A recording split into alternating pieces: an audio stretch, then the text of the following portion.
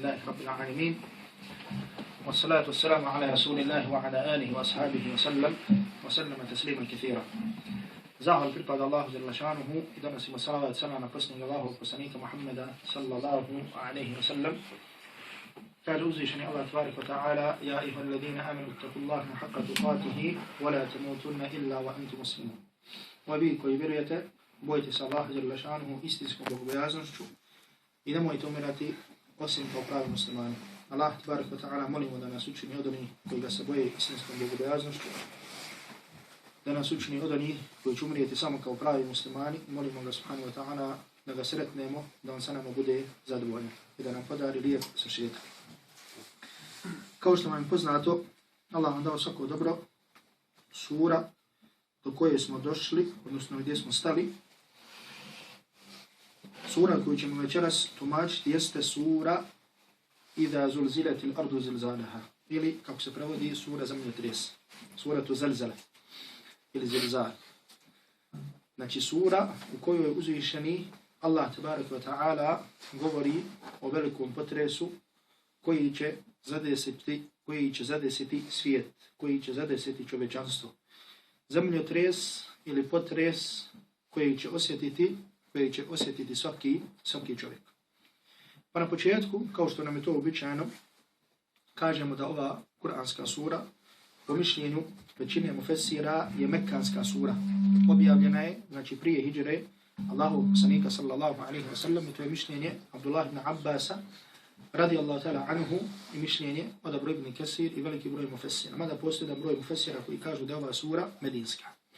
Zatim također jedan broj uleme spominje da je ovo 94. sura po redoslijedu objavljivanja. Znači 94. sura po redoslijedu objavljivanja i ova kuranska sura ima 8 ili 9 ajeta. Znači još jednom napominjem, znači ima 8 ili 9 ajeta. Kako ima 8 ili 9 ajeta, to vam svaki put govorim kada govorimo na početku sure, a to je da imamo znači jednu nauku koja se zove nauka o brojanjima ajeta, odnosno gdje su sošeci ajeta. Pa jedan broj uleme kaže da je Yawmaidin yasduru an-nasu ashtata, da je to kraj ajeta. Li yuraw a'malahum ajet. Ashtata kraj ajeta, li yuraw a'malahum ajet poseban. Međutim, po kufljanskom brojanju, znači koji je uzet prilikom pisanja ovoga našeg mushafa, znači ovaj ajet se smatra jednim ajetom. Zatim na samom početku da vam kažem da oni hadisi koji govore o vrijednosti ove sure, u smislu ko prouči Iza zulzilati, da to vrijedi kao da je proučio pola Kur'ana ili kao da je proučio četvrtinu Kur'ana i tako dalje, to su hadisi koji su slabi, daif. Znači hadisi koji su slabi, koji su daif. U prvom ajetu ove kuranske sure uzvišeni Allah tebareke ve taala kaže: Iza zulzilatil ardu zilzalaha wa akhrajatil ardu athqalaha wa qala al insanu ma laha.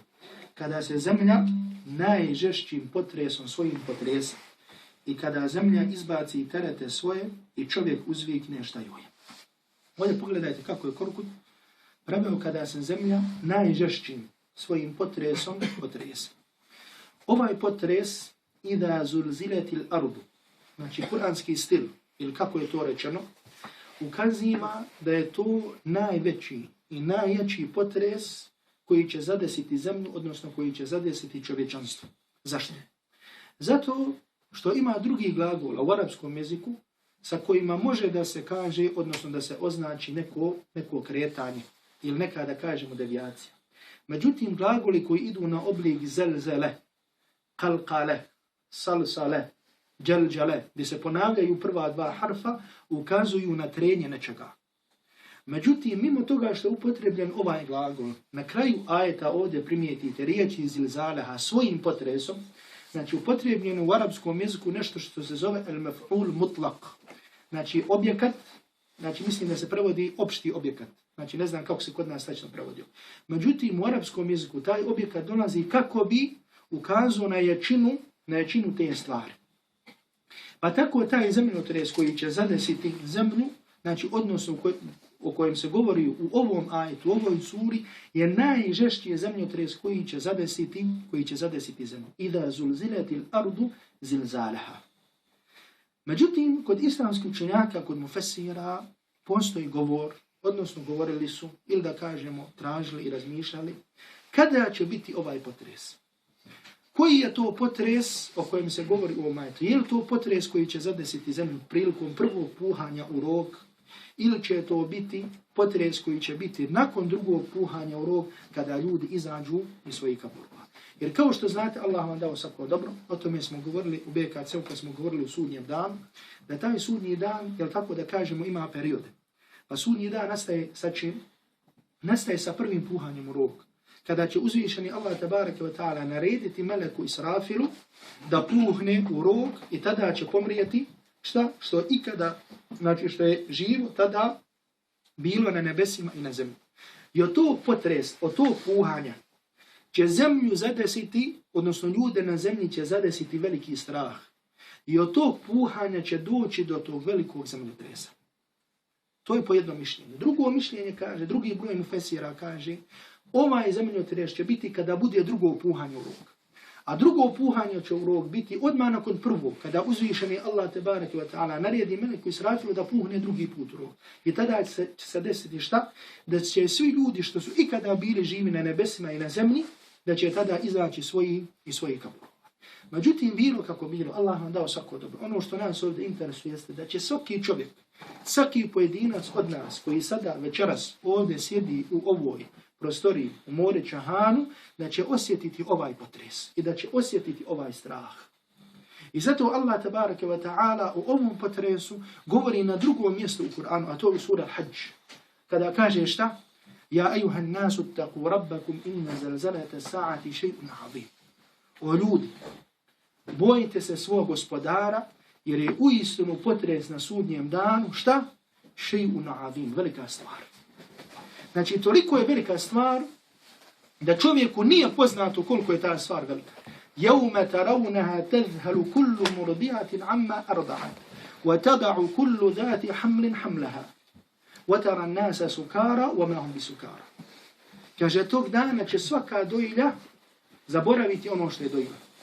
I svaka trudnica će pobaciti svoj plod. I kaže, ti ćeš vidjeti ljude da idu kao šta? Sukara, kao da su pjani. Znači, kao što čovjek koji je pijan ide, ono što mi kažemo tetura, tako će ljudi ići od tog velikog straha. Ali Allah tabaraka wa ta'ala kaže, وَمَا هُمْ بِسُكَارَ. Ali nisu oni pjani. وَلَكِنَّ عَذَابَ اللَّهِ شَدِيد. Nego Allahova kazna je šta? Allahova tabaraka wa ta'ala kazna je žestoka. Znači, to će zadesiti svakog od nas. Ovaj potres u kojem uzvišeni Allah tabaraka wa ta'ala govori u ovoj kuranskoj suri. I zato Allah nam dao svako dobro. Zamislite sada samo dunjalučke potrese, zamislite te dunjalučke nepogode koje se dešavaju ljudima na dunjaluku, koje se dešavaju u našem vremenu. U onome što smo mi svjedoci. Na primjer, čujemo zemljotres pogodio tu i tu zemlju, pa toliko i toliko porušio. Zamislite ljude koji dožive i najmanji vid zemljotresa osjete neki strah. A zamislite najveći potres na dunjaluku. A zamislite ovaj potres o kojem uzvišeni Allah tabaraka wa ta'ala govori od ovoj kuranskoj suri. I zato ovaj potres zadesi muminsko srce prije nego što zadesi zemlju. Jer muminsko srce kada sluša ove ajete u kojima se govori o sudnjem danu, kada sluša ajete u kojima se govori o Allahu i tabaraka wa ta'ala veličini, zadesi ga potres i čovjekovo srce zaigra. Može li muminsko srce da ne zaigra kada čuje jedan ovakav kuranski ajet? Iza zulziletil ardu zilzalaha. Kada se zemlja potrese svojim najžešćim potresom. I zato pogledajte, subhanallah, onaj ko zna u kuransku suru, pogledajte koje bogatstvo ima u svojim prsima. Allah tabaraka wa ta'ala učinio, Allah te počastio da tvoje srce poznaje ovu kuransku suru. I da se družiš i da živiš sa ovim ajetima. Jer priroda je, to sam govorio, priroda je čovjek kada voli da zna budućnost. Evo ti budućnost. Šta ćete zadesiti? Znači zadesit ćete veliki potres. I zato, subhanallah, znači koliko taj sudnji dan ostavlja traga na čovjekov život na dunjaluku. وَأَخْرَجَتِ الْأَرْضُ أَثْقَالَهَا وَقَالَ الْإِنسَانُ مَا لَهَا. I kada zemlja izbaci svoj teret. Ovdje kod mufesira postoji, ovdje Korkut je preveo kako kada zemlja izbaci terete svoje. Ovdje šta je teret? Kod islamskih učenjaka postoji više mišljenja. Jedni kažu, i to je mišljenje od Abira ibn Kesir, da teret svoje znači da izbaci mrtve. Znači kako da izbaci mrtve, znači oni koji su bili zakopani, svi koji su bili u zemlji, znači izaće, oživjeće i izaće iz kaburova. Izaće kako? Izaće i dušom i tijelom. فَإِذَا هُمْ مِنَ الْأَجْدَاثِ إِلَىٰ رَبِّهِمْ يَنْسِلُونَ. I kada se puhne u rog, misli se, kada se puhne drugi put u rog, onda će oni svoji kaburova ići ka svom gospodaru. I rekli smo da je vjerovanje ahli sunnata wal džemata da će to u proživljenju, odnosno to da će biti kako? Da će biti i dušom i tijelom. I ovo je mišljenje velikog broja mufesira. Da ovaj ethqal, težina označava šta? Da će zemlje izbaciti šta? Da će izbaciti mrtve, da će mrtvi izaći. Jedan broj mufesira kaže izbacit će sve što je bilo u njenoj utrobi od bogatstva i vrijednosti, zlato, ovo, ono i tako dalje. Međutim, rekao sam da ovo prvo mišljenje, da je to mišljenje Hafiza ibn Kesira. Međutim, nema zapreke da ajet obuhvata jedno, da izraz kuranski obuhvata jedno i drugo mišljenje. وَقَالَ الْإِنسَانُ مَا لَهَا. I tada će čovjek reći šta joj. Znači ovdje insan u osnovi može da označi vjernika i nevjernika. Međutim, ovdje će ovaj govor doći radi čega? Doći radi čuđenja. Doći radi straha. وَقَالَ الْإِنسَانُ مَا. Čovjek će reći šta je ovo? Šta se ovo dešava? Znači ovaj potres, ovaj izlazak iz kaburova. Šta je ovo? Jedan broj mufesira kaže da ovaj ovdje ajet وَقَالَ الْإِنسَانُ مَا لَهَا i kada će čovjek reći šta joj, da se ovo odnosi na govor nevjernika. Da će ovo biti riječ nevjernika. Zašto?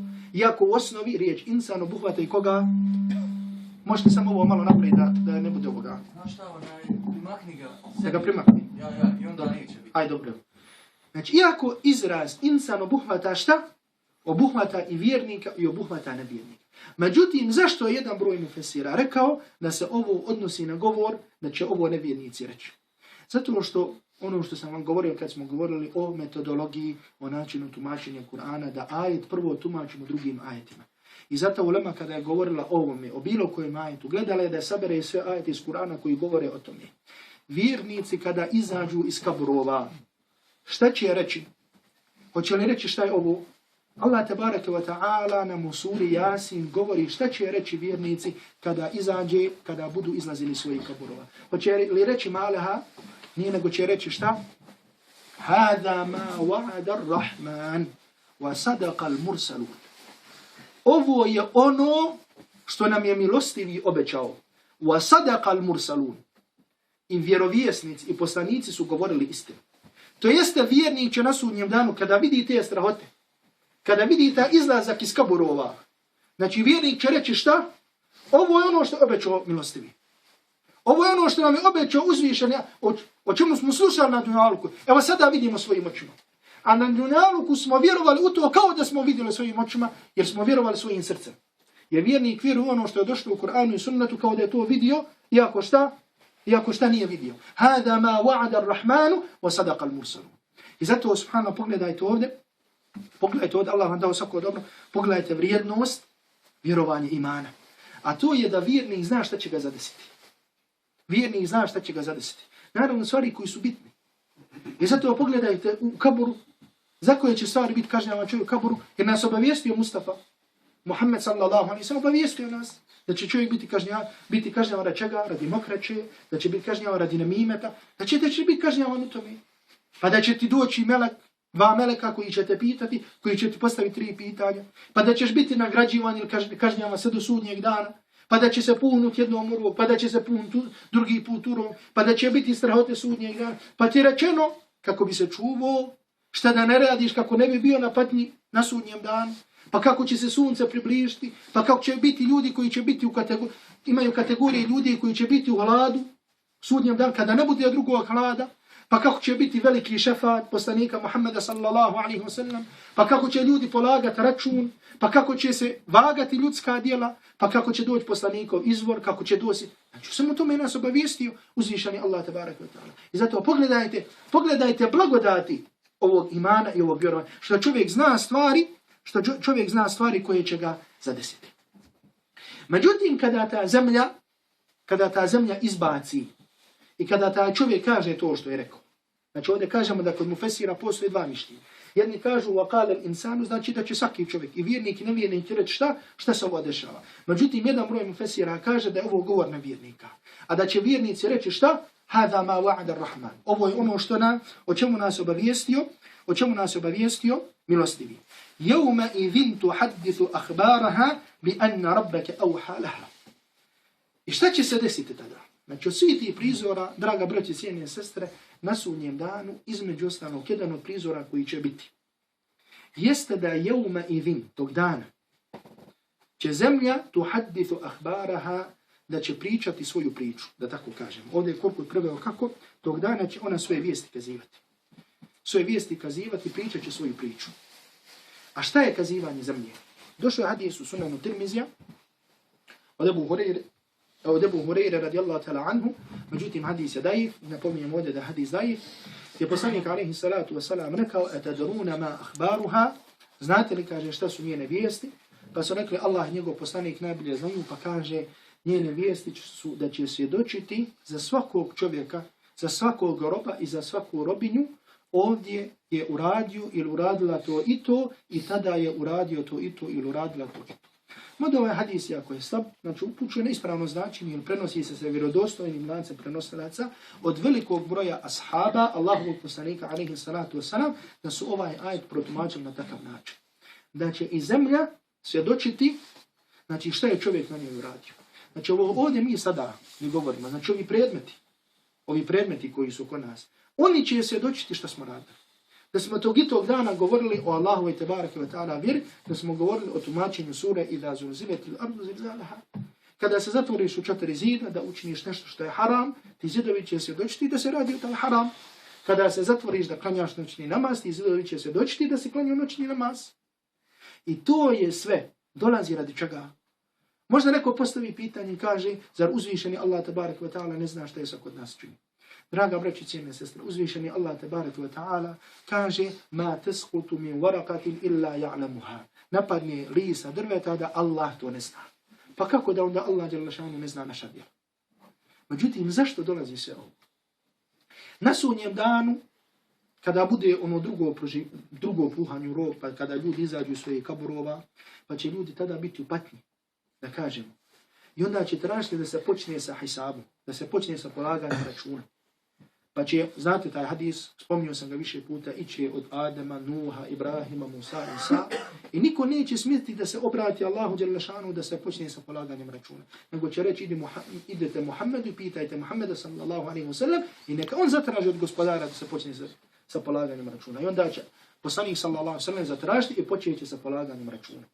Međutim, to polaganje računa će biti da budu dokazi uspostavljeni protiv čovjeka. Jer će čovjek biti upitan i svjedočit će prvo on svojim jezikom. Međutim, mimo tog svjedočenja čovjeka njegov, što će on odgovoriti gospodaru subhanahu wa ta'ala, postoji još drugi predmeti, postoji još druge stvari koji će svjedočiti za ili protiv čovjeka. Jedno od tih svjedočenja je šta? Da će čovjekova koža svjedočiti protiv njega. Za tebe ili protiv tebe. وَقَالُوا لِجُلُودِهِمْ لِمَا شَهِدْتُمْ عَلَيْنَا قَالُوا أَنْتَقَنَا اللَّهُ الَّذِي أَنْتَقَ كُلَّ شَيْءٍ. Oni će reći svojim kožama, zašto ste svjedočili protiv nas? Pa će reći, onaj koji je učinio da sve progovori, učinio da i mi progovorimo. Znači, koža tvoja će svjedočiti protiv tebe. I zato, draga braćo i cijene sestre, uzvišeni Allah tebareke ve ta'ala je kadar da učini da ova neživa priroda, da ona progovori. Jer ona u osnovi veliča Allaha dželle šanu. I zato danas nam dolazi nauka i govori, kaže kako voda može da osjeti ili drvo može da osjeti, pa kažu cvijeće se ponaša ovako. Čuli ste sigurno te priče. Znači, zar je nemoguće da uzvišeni Allah tebareke ve ta'ala učini da te stvari progovori? A mi znamo iz Kur'ana da sve to veliča Allaha tebareke ve ta'ala, wa in min shay'in illa yusabbihu biha, walakin la tafqahuna tasbihahum. Ali vi ne razumijete njihovo veličanje. Znači, ovaj sto, ovo drvo, sve ono veliča Allaha tebareke ve ta'ala. Jedino je čovjek ostavljeno na izbora hoće li veličati ili neće veličati. Pa mimo toga što će tvoja koža svjedočiti pred tebe, šta će još svjedočiti? Yawma tashhadu alayhim alsinatuhum. Znači, svjedočit će njihovi jezici. Pa makar ti ne htio da taj tvoj jezik govori, on će svjedočiti protiv tebe. wa aydihim wa arjuluhum, i njihove ruke i njihove noge, sve će se dočiti protiv tebe. Šta će još se dočiti? I sama zemlja će se dočiti protiv čovjeka. Znači, ne draga braćo, zato što ne'udhu billahi ta'ala, uzvišeni Allah tabarak wa ta'ala to ne zna. Ne. Nego kako bi uzvišeni Allah dželle šanuhu pokazao ljudima svoju pravdu. I da je uzvišeni Allah tabarak wa ta'ala daleko od svakog vida nepravde. Inna Allaha la yadhlimu mithqala dharra. Allah nikoliko je trunčice jedne ne čini nekome nepravdu. Znači, radi čega dolazi to? Jer, na primjer, postavlja se pitanje, kaže, ako će biti polaganje računa, zašto dolazi mizan, zašto dolazi vaganje dijela? Zašto dolazi vaganje dijela? Kako bi se pokazala količina tog dobra ili kako bi se pokazala količina tog loša? Kako bi se pokazala količina tog dobra kojeg si činio ili količina tog lošeg? I to je sve vrhunac, da kažemo tako ovim našim izrazom, vrhunac Allahove tebareke ve ta'ala pravde. A inače Allahu dželle šanu ništa to nije potrebno. I da Allah dželle šanu uvede ljude u džennet ili da uvede u džehennam. Bez toga ne bi nikome učinio nepravdu. I zato će doći da će i zemlja se dočiti, da će i zemlja se dočiti protiv tebe. Da nas Allah tebareke ve ta'ala sačuva od toga da se doči protiv nas. I da nas učini od onih koji čine što više dobrih djela. Zašto će tako govoriti? Subhanallah, pogledajte ovdje Allahove veličine. Wallahi, wama qadarullaha haqqa qadrihi. Ali oni ne veličaju Allaha onako kako treba da ga veličaju. Bi anna rabbaka awha laha. Zato što je gospodar naredio. Ova izraz ovdje awha laha je bukvalno bi značio vahij, objava. Znači zato što je gospodar objavio, zato što je gospodar naredio. Jer ovdje awha dolazi bi mana amr ili bi mana ili u kontekstu naredbe ili u kontekstu dozvole tako dalje. Međutim, zašto će zemlja to tako učiniti? Zašto će se potresti? Zašto će progovoriti? Zašto će izbaciti? Bi anna rabbaka awha, zato što će tvoj gospodar naredio to tako učiniti. Ono, pogledajte veličinu uzvišenog Allaha tabaraka wa ta'ala. Wama qadarullaha haqqa qadrihi. Oni ne veličaju Allaha onako kako treba da ga veličaju. Znači ne veličamo Allaha tabaraka wa ta'ala u našim srcima onako kako treba da ga veličamo, jer da ga veličamo ne bi činili od grijeha ono što činimo. I zato ako čovjek veliča Allaha dželle šanuhu, zar može da se boji Allahovih stvorenja? Zar može da se boji Allahovih stvorenja da dolaze sa ne znam kakvim oružjem protiv njega? Zar može da ima strah? Ako zna, i neće nas zadesiti illa ma kataba Allah lana, osim što nam je Allah naredio, osim što nam je Allah propisao. I zato subhana pogledajte ovdje veličinu uzvišenog Allaha tabaraka wa ta'ala. I onda kaže Allah dželle šanuhu yawma idhi yasdaru an-nasu ashtata. Tog dana će ljudi se odvojeno pojaviti da im se pokažu djela njihova. Znači ovdje sam vam rekao, znači da jedan broj, znači ako biste otvorili, na primjer, ove mushafe po vršu, znači našli biste ovdje jevme ili yasdaru an-nasu ashtata, kraj ajeta li yuraw a'malahum, znači zaseban ajet. Rekao sam da se to zove nauka ilmu fawasil ilmu ru'usil ajet. Znači ljudi će tada izlaziti odvojeno, pojavit će se odvojeno. Zašto će se pojaviti odvojeno? Znači jedan od prizora sudnjeg dana da će na tom danu ljudi biti وَتَرَا كُلَّ أُمَّةٍ جَاثِيَ, da će svi ljudi biti na koljenima, klečati. Da će svi ljudi klečati tada. Međutim, zašto ovdje Allah dželle šanuhu kaže da će biti aštata mutafarriqin? Znači zato što će biti fariqun fi sa'ir, fariqun fi nari wa fariqun fi al-janna. Zato što će jedna skupina ići ka džennetu, a jedna skupina će ići ka džehennamu. I opet ovdje Allah dželle šanuhu kaže li yuraw a'malahum, kako bi im se pokazala njihova djela. Znači da vidi svoje djela šta su radili. Da vidi pravdu Allaha tabaraka wa ta'ala. Znači da onaj koji je da vjernik, musliman, da vidi svoje djela. Jer ima polaganje računa, ima vaganje djela. Pa da Allah dželle šanuhu primi od njega dobro što je učinio, Allah dželle šanuhu primi naša dobra djela. I da vidimo isto loša djela, pa da nam je Allah dželle šanuhu oprosti, inšallah ta'ala, ili ako nas uvede u vatru radi tih griha, da nas uvede svojom pravdom. Ako nam oprosti na svojom milošću. Jer Allah dželle šanuhu la yadlimu mithqala dharra. Allah nikome ne čini nepravdu. Međutim, nevjernik čisto tako vidjeti svoja djela. Međutim, kakve fajde od njegovog viđenja djela? Ako onda nevjernik kada vidi loša djela, znači ta njegova loša djela će biti zašto? Biće neka baca u džehennem. Međutim, ako vidi dobra djela, hoće li nevjerniku koristiti njegovo dobro djelo koju čini? Jer može biti, znači da nevjernik, znači ima, da kažem, oni koji su bijali, klali, ne znam šta radili, međutim možda nekad podijelio sadaku. ili ovako ili hoće li nevjerniku koristiti njegovo dobro djelo. Znači tu kod islamskih učenjaka postoji govor. Međutim, u svakom slučaju, onaj koji umre na kufru, koji umre na nevjerstvu, on nikada neće izaći iz džahannama, nikada se neće kutari sa džahannama. Međutim, jedan broj uleme kaže da dobra djela nevjernik, ako su radili nešto dobra, od dobročinstva drugim i tako dalje, da nijekom slučaju neće od njih biti primljena, nego da će vidjeti ta dobra djela i da će ona biti uništena.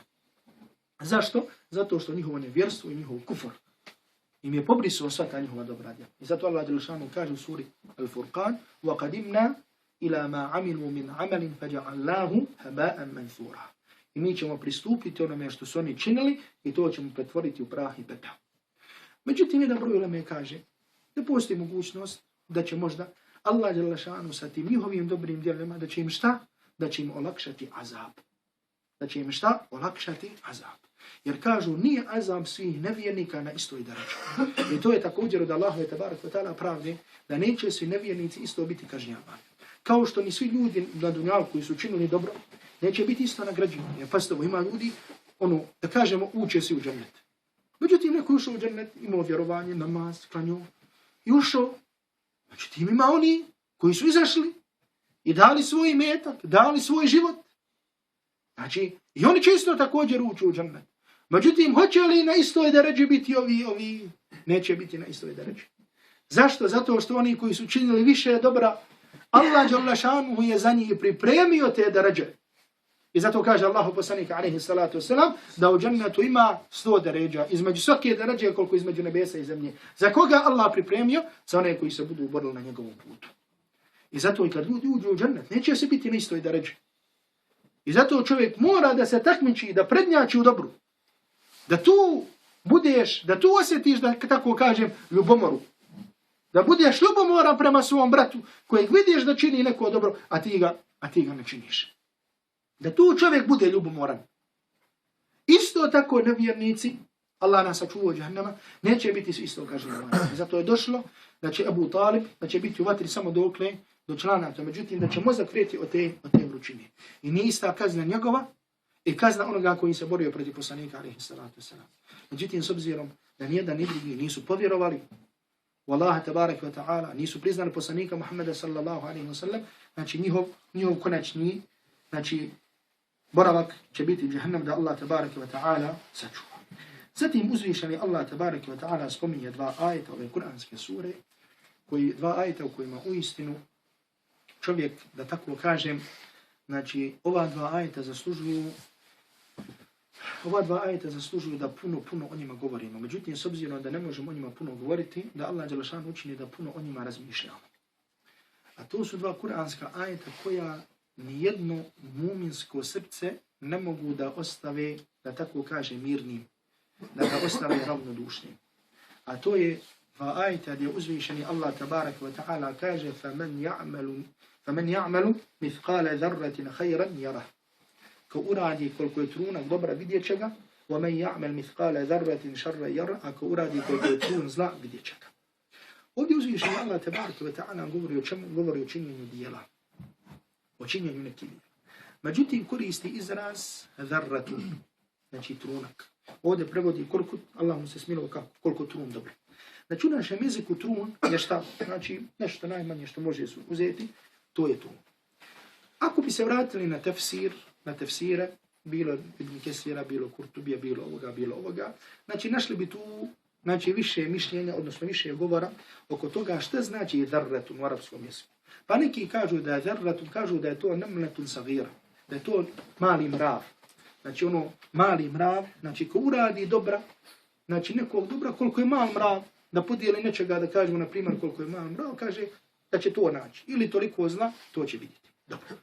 Međutim, neki kažu, jedan broj mufesira kažu to ono kad uzmeš prašinu i ovako je baciš na svjetlost, pa ono što vidiš od neki mali, nešto da se kreće, kaže to je zarratun.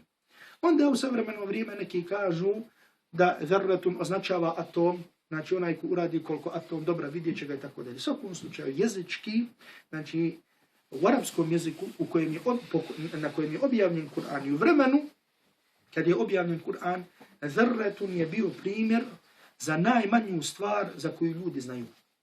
Znači u tom vremenu. I sad im hoće da se kaže, Allah vam dao svako dobro. Koliko god uradi neko nešto malo dobra, on će to vidjeti.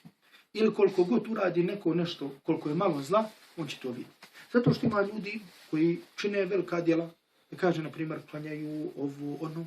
Međutim, misle ono mala djela, hajde da kažem, omalovažavaju. Isto tako ima ljudi koji suprotno, znači koji govore, koji misle da mali grijesi, da to za njih ništa, znači mali grijeh ništa ne predstavlja. Međutim, ovdje nam uzvišeni Allah, tabaraka wa ta'ala, Allah vam dao svako dobro, daje jedno pravilo. Znači, da kažem tako, ako se smijem zaraziti, jedno pravilo, da znamo zašto ćemo biti nagrađivani, zašto ćemo biti kažnjavani. Jer ponekad znamo ovako osjetiti, pa pijemo kafu, pijemo čaj, pa kažemo, ma hajde bogati, razumiješ, neće me, taman će me Allah dželešanu za to kazati. Hajde bogati, taman će za ovo, hajde bogati, taman za to. Međutim, ko živi s ovim ajetom, ko ovaj ajet ima u svojim prsima, zna, فَمَنْ يَعْمَلْ مِثْقَالَ ذَرَّةٍ خَيْرًا يَرَهُ.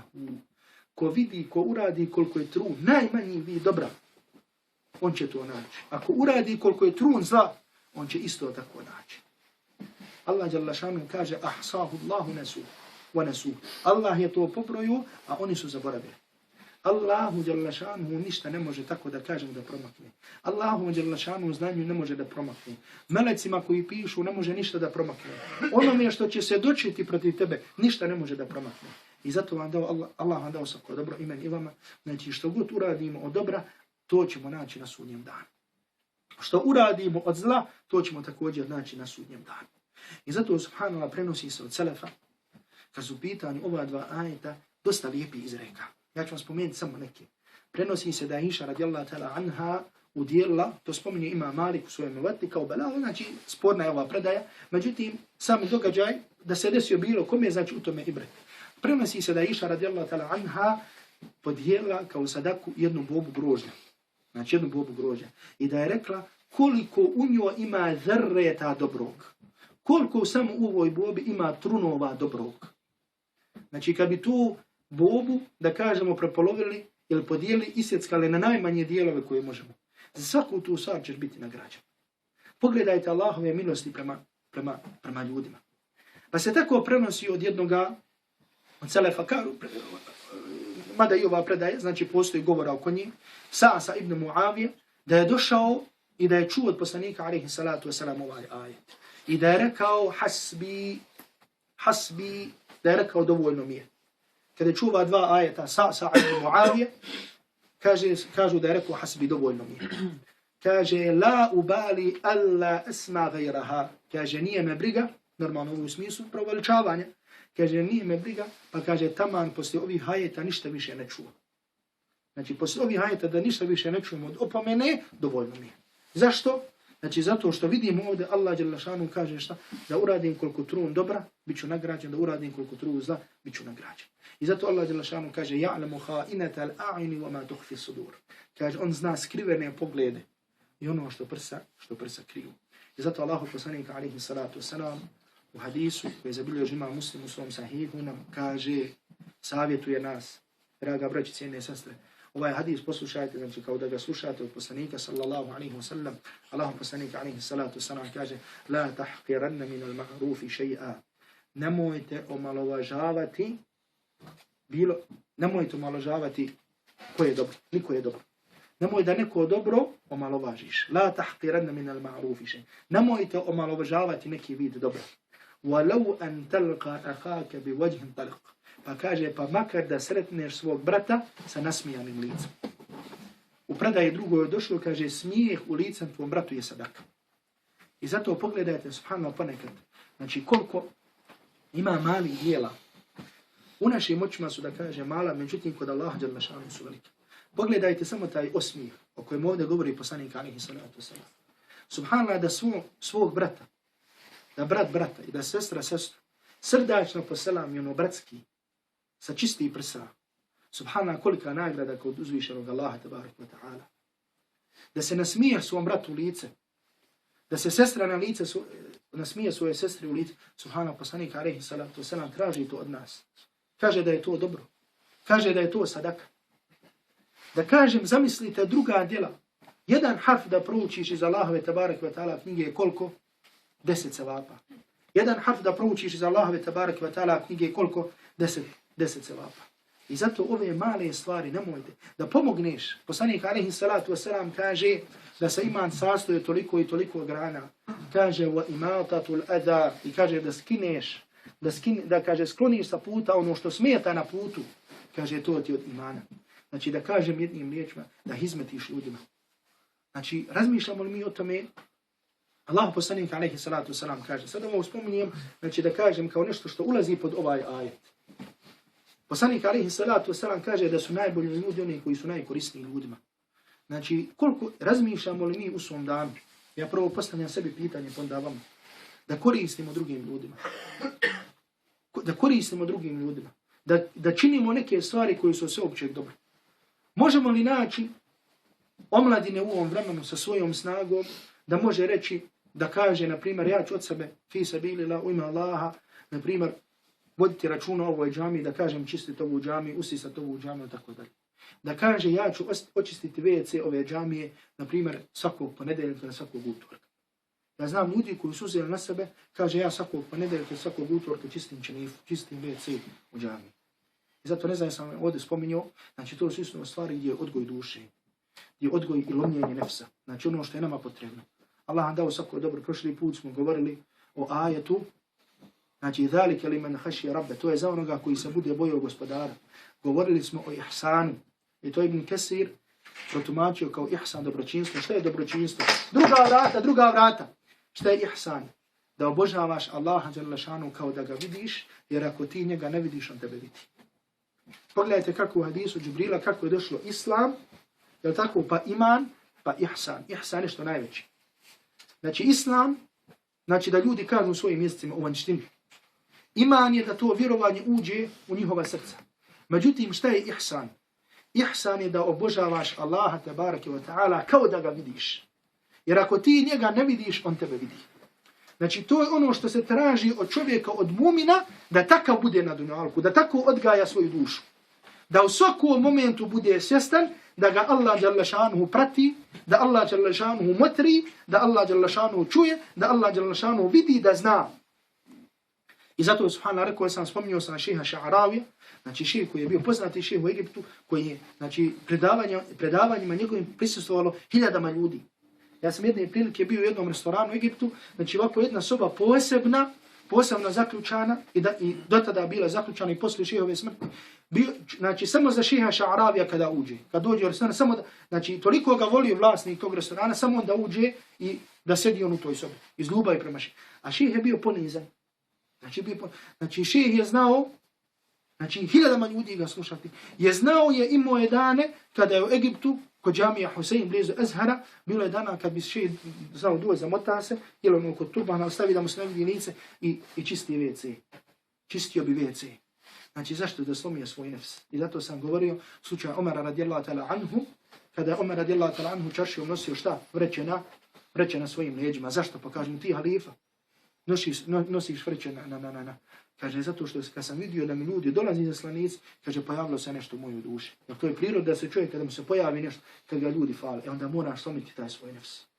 Pogledajte kako ga Omar radijallahu ta'ala anhu, i zato moramo kroz ovakve stvari da lomimo svoj nefs. Zato sam vam prošli put rekao i zakleo svakog od vas Allahum dželle šanuhu da ne izađe, a da ako nema sa nekim bratom da je u nekoj lošoj vezi ili ovo ono, da to ne popravi. I nadam se da je bilo neko korist od toga.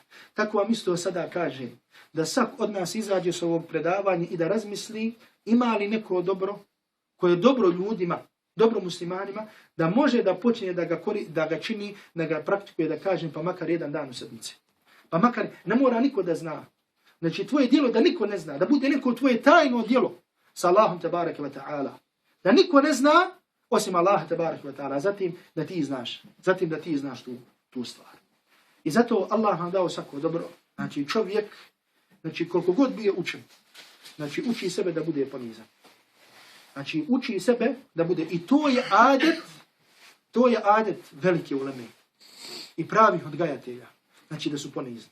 Što je više njegovo znanje, veće je njegova poniznost. A ne da kažem, jer što je znanje manje, veći je kibr. Znači dođu ljudi, ne zna džuz Kur'ana o nekim šejh ljudima, ljudi ovdje ruku, razumiješ ga, vidiš ga truba, ne zna džuz dva, da ne kaže. Međutim, subhanallah, ja se sjećam kad sam išao šehu Ibrahimu Samenudiju, kad sam studirao u Kairu, imao sam želju da idem kod šeha Ibrahima Samenudija. Znači, šeha Ibrahim Samenudi je bio od najvećih ulema tog vremena u Kirajtima. Znači, pred njim je, znači, kada je Husari snimao hatmu, znači, šeh je bio u komisiji za ispravljanje. Kada je Abdul Basit, Abdul Samir snimao hatmu, šeh je bio u komisiji za ispravljanje. Kada je Menšavi snimao, šeh je bio u komisiji za ispravljanje. Šeh Samenudi, znači, šeh od šeh Tebima, šeh Ejmena i drugi. Subhanallah, došao sam, ja kad sam tada došao sa Menud, kad sam ga našao, znači šejh je bio u 90. godinama otprilike. Subhanallah, izašao ispred kuće, da nas dočeka, subhanallah, nikad neću zaboraviti to, kad sam uzeo ruku, znači kad sam ga posalamio i kad sam se sagao da ga poljubim u ruku, znači u 90. godinama uspio da mi trgne ruku, znači nije mi dozvolio da mu poljubim ruku, iz poniznosti. I šejh nije dozvoljavao da mu se ruka poljubi. Ja kod poštivanja prema alimu da mu poljubiš ruku. Znači, kada razumiješ o jedan vid poštivanja, jeste i to. Subhanallah, čovjek u tim godinama, rekao sam sebi, subhanallah, odakle mu snaga da trzne mi. Znači da čovjek u 90. godinama da ima snagu da trzne, razumiješ. Subhanallah, sjećam se, šejh Abdul Qadir, rahmetullahi alejhi, dok je bio živ. Svaki put kad bi išao od njega, sagao bi se da mu poljubim ruku, šejh bi trzao. A ja bi mu stisnuo i rekao, šejh sad nećeš, ja sam jači od tebe. Šejh bi se nasmio i sagao bi se i poljubio mu ruku. Znači to je adet uleme. Znači što je veće znanje, znači veća je poniznost. Međutim što je znanje manje, znači kibur je veći. Znači to tako otprilike ide. U svakom slučaju, draga braći, cijene sestre, Allah dao nam svako dobro. Vrijeme koje nam je Allah dželle šanuhu dao i podario je emanet. Da u njemu činimo dobro i da se klonimo zla. Znači, vrijeme je emanet i vrijeme je nešto da u njemu činimo dobro. Što nam je Allah dželle šanuhu dao slobodnog vremena, Allah dželle šanuhu će nas pitati za to. I zato, subhanallah, mu'minsko srce je željno hajra. Mu'minsko srce mu'mina je željno za hajra. On, subhanallah, razmišlja. Isto kao što biznismen. Gledajte, biznis. Da jedan razmišlja i kaže gdje bi mogao zaraditi. Da uložim u ovo. Pa ne može noćima da spava. Ja znam ljudi, znači koji su u biznisu, koji su u tome, ne samo da ne mogu zaspat kad imaju dugove, nego isto gdje bi mogao zaraditi. Subhanallah, ima neko da ne može da zaspe da kaže Bože dragi, gdje mogu zaraditi veći sevap. Jer kako je fino kad na dnjalku brojiš imaš 100, 200, da ne kažem 1000, 10.000, 20.000, a gdje ona druga banka. Jer braći, imamo dvije banke. Ima banka ovdje, ima račun ovdje i račun na sudnjem danu. Ko razmišlja na drugom računu? Sabo ko razmišlja. Malo razmišljamo da Allah dželle šanuhu sačuva. Zato što su nam grijesi pokrili srca. Međutim, da navečer legnemo i kažemo gdje mogu činiti dobro. Pa da neko kaže, ja vallahi mogu činiti dobročinstvo svojoj majici. Neko kaže, vallahi mogu raspoložiti komšiju. Da neko kaže, vallahi znam da je neko u potrebi, pa da odem da mu pomognem. Znate onaj slučaj Ebu Bekra i Omera, kada je došao, kada je Omer radijallahu ta'ala anhu htio da pretekne Ebu Bekra u dobru, pa kada je došao onoj starici, pa da je dao hranu da niko ne vidi, pa kaže ima jedan kaže koji dolazi i kaže prija tebe, kaže uvijek mi donosi. Bio je to ko bio Ebu Bekra radijallahu ta'ala anhu. I zato znači da dođeš da razmišljaš, gdje mogu da zaradim što više sevapa, da razmišljaš o tome. Pa da kažeš, vallahi, da očistim džamiju, koji sevap, da očistim WC, koji sevap, da se fino nasmijem svom bratu, koji sevap, da ne kažem da podijelim sadaku, koji sevap. Znači moramo tu biti klikeri, moramo tu biti matematičari, moramo tu biti biznismeni. Znači da vodimo računa o našem biznisu sa ahiretom. I zato isto tako ono što želimo ovdje spomenuti, a to je osjećaj kada čovjek osjeti da mu se čini nepravda. Kada čovjek osjeti da mu se čini nepravda. Jer nema nikog od nas, a da nije osjeti moment da mu se čini nepravda. Ima ljudi, znači priroda je čovjeka, da čovjek osjeti slabost, da osjeti ovako kad mu se čini nepravda. Međutim, nekoga to može da baci, da kažemo, veliku depresiju.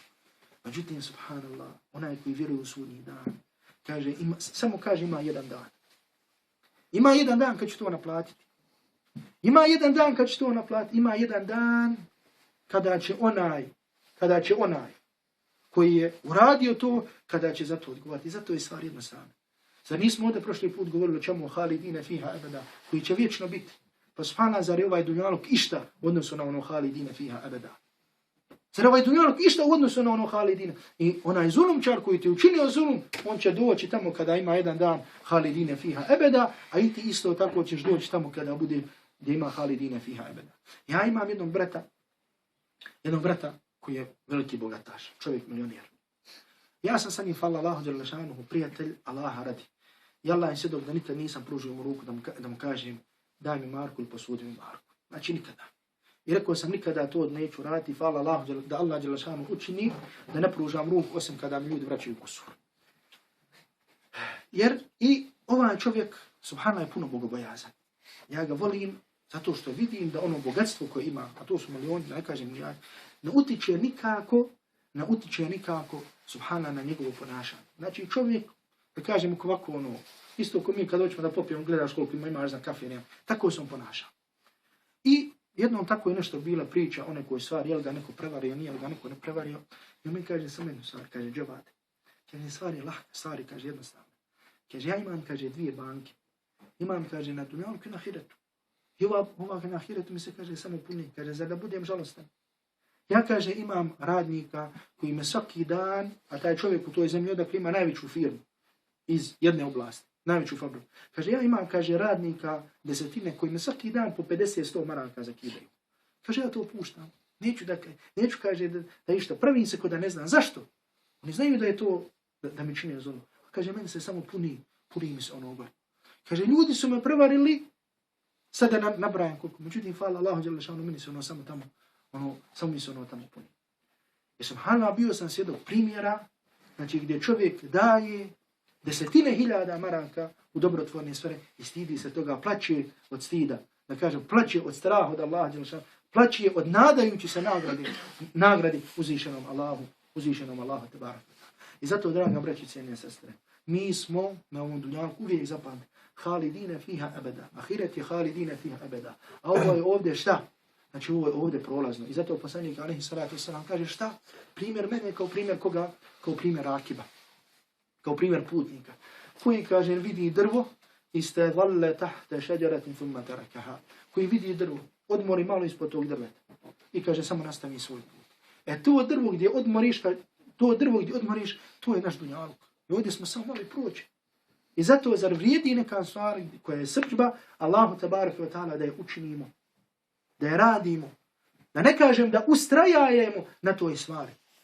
I zato, draga braćo, cijene sestre, Allah vam dao svako dobro, Allah nas je smilovo i počastio nas da gledamo Allahu tebareke ve taala lice. Znači nakon ispravnog čovjekovog vjerovanja,